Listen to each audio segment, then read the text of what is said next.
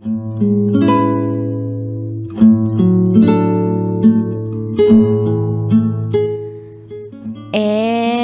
now, it's time for DJ Rocky's Secret Files.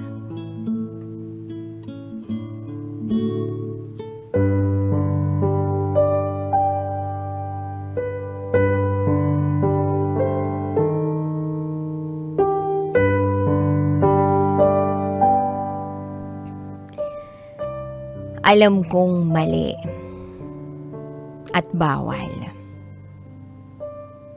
Pero sinunod ko ang puso ko.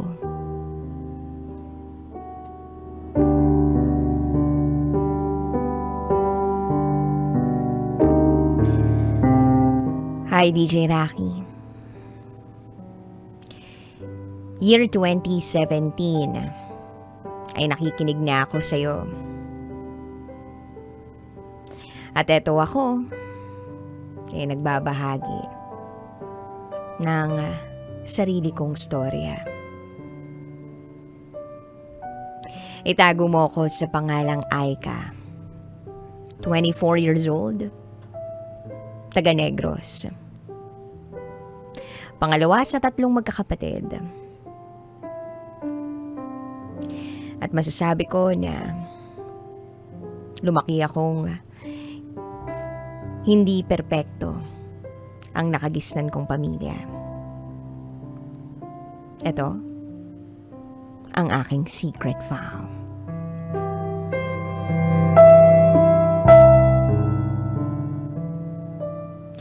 Hindi ako matalino. Nung estudyante ako, tamang kinig lang at attend ng klase. Para lang matawag na isang mabuting estudyante. Wala sa isip ko noon ang pagbo-boyfriend. Lagi kasing sinasabi sa akin ni Papa na walang maidudulot na mabuti ang pakikipagrelasyon habang nag-aaral pa. Hanggang sa isang araw, may family outing kami. Nakilala ko si John.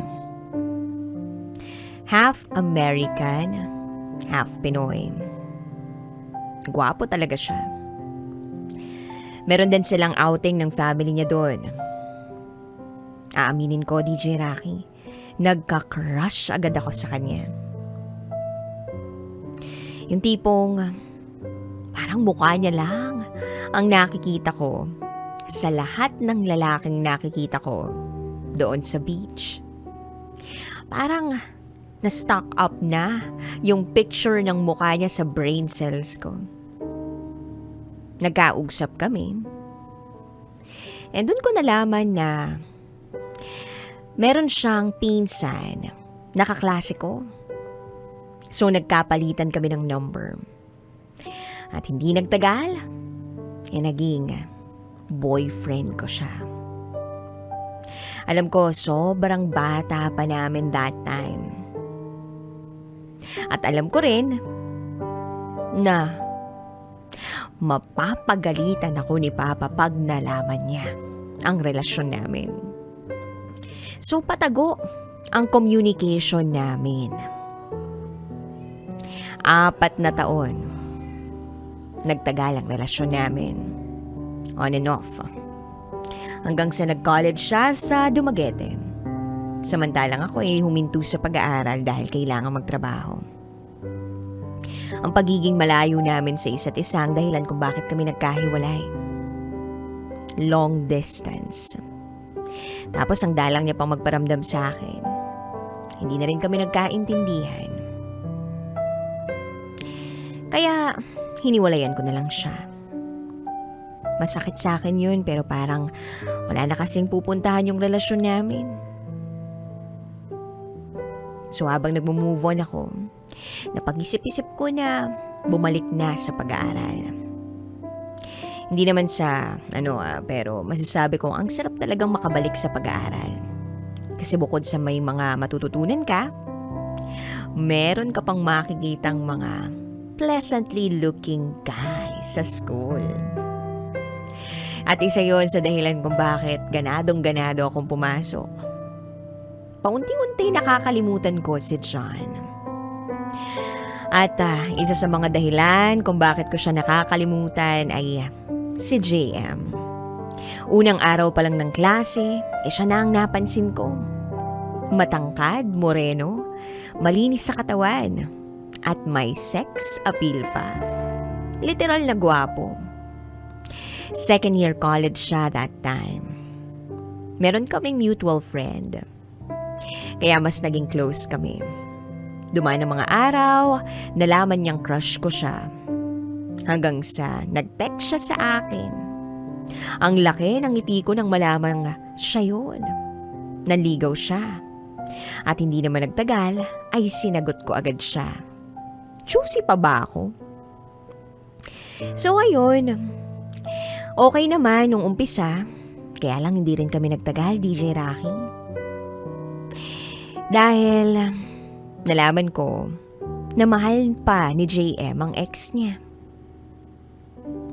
So, move on na naman ako. Nagpaka-active ako sa college. Sumali ng mga kung ano-ano. Writing, publication, slogan, contest, dancing, at kung ano-ano pa. Hanggang sa meron akong nakilala doon.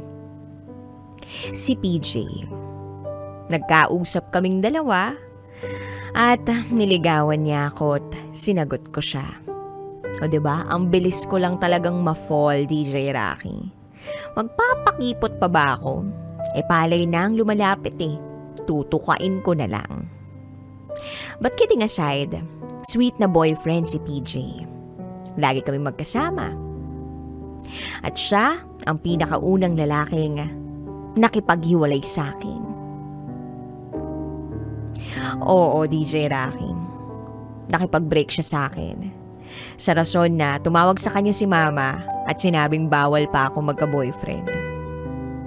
Ewan ko ba kung totoo yun? Ayoko namang tunungin ng mama ko. Kasi hindi ko naman nasabi na may boyfriend ako.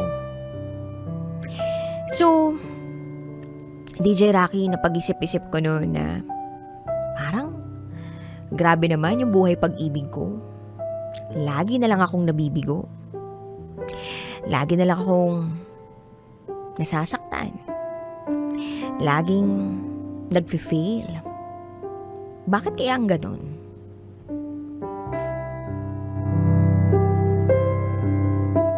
Hanggang sa meron akong nakilala sa trabaho.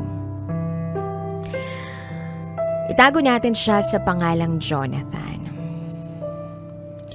Si Jonathan, straightforward. Tinanong niya ako agad, pwede ba kitang ligawan? Hindi pa ako nakapagsalita. May pahabol na siyang, ay liligawan kita. Na para bang buong tapang niyang sinabi ito sa akin. Hanggang sa unti-unti, sa paglipas ng mga araw, nauhulog na ako sa kanya. Kaya lang, nalaman ko na may girlfriend siya. Ang lungkot. Kasi siguradong walang pupuntahan ng panliligaw niya sa akin. Dahil bukod sa may girlfriend siya, bawal ang magkasintahan sa trabaho namin. Kaya nung tinataboy ko na siya, kahit papaano, kahit masakit sa loob ko, gumaan ang pakiramdam ko. Kaya lang, the more na tinataboy ko siya, the more naman na lumalapit siya sa akin. At ipinaramdam niya lalo sa akin na importante ako. Kaya, ang puso kong marupok, sinagot siya. Oo, DJ Rocky, alam kong mali at bawal. Pero sinunod ko ang puso ko. Sinagot ko yung katrabaho kong si Jonathan. Patago kami sa relasyon namin. Hindi naglaon ay nalaman din ng boss namin ang relasyon namin ni Jonathan. Na-kick out siya kasama ang ibang lalaki sa bahay kung saan kami naninirahan. Pero sa awa naman ng Diyos, patuloy pa rin ang pagtatrabaho namin. Yes, naisalba pa si Jonathan sa trabaho namin. Akala ko tuluyan na siyang mapapaalis. Pero ang sabi na lang ng boss, basta ginagawa namin ang maayos ang trabaho namin, okay lang yun sa kanya. Then one day, nag-iba ang timpla ng katawan ko. Para bang may mali. So nagpiti ako. 2 guhit ang lumabas. Hindi ko alam kung paano ko sasabihin kay Jonathan na buntis ako, pero naglakas loob ako. Umaga noon, kagigising lang niya. At pinakita ko sa kanya ang resulta ng PT ko. Ano? Tanong niya sa akin. Tapos, sabi ko, eto. Then sabi niya, buntis ka? Sabi ko na eh. Pero nakangiti siya, DJ Rocky. So pinaalam namin agad sa mga magulang namin at boss namin ang sitwasyon ko. Naging maayos naman ang lahat. At naging maayos naman ang pagbubuntis ko. By the way, DJ Rocky, hiniwalayan niya na ang girlfriend niya at ako ang pinili niya. Sa una mahirap kasi nagmukha akong kabit. Pero ganun siguro talaga ang pagmamahal. Kapag mahal mo ang isang tao, handa kang gawin lahat. Maitama lang ang lahat. September 29, 2018, nanganak ako ng isang healthy baby boy.